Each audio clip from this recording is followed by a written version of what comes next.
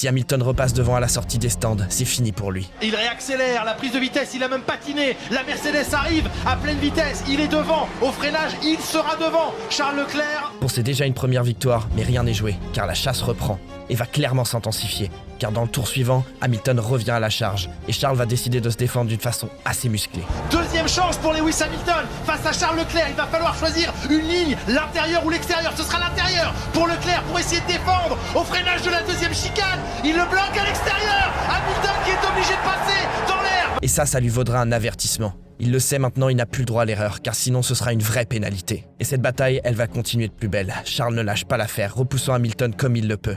Et il va frôler la catastrophe une nouvelle fois au 36e tour, où il va rater un freinage et donner à son adversaire une nouvelle opportunité de le dépasser, qui ne va pas hésiter à saisir. Nouvelle obligation de défense pour Charles Leclerc, qui reste au milieu de Et piste. qui zigzag, Charles Leclerc, attention, il a déjà un drapeau noir et blanc, il a fait plusieurs zigzags. Charles sera encore une fois à la limite, mais il va quand même réussir à le maintenir derrière lui. Et ces deux-là vont continuer à jouer au chat et la souris jusqu'au 42e tour, où cette fois, c'est Hamilton qui craquera et fera une erreur.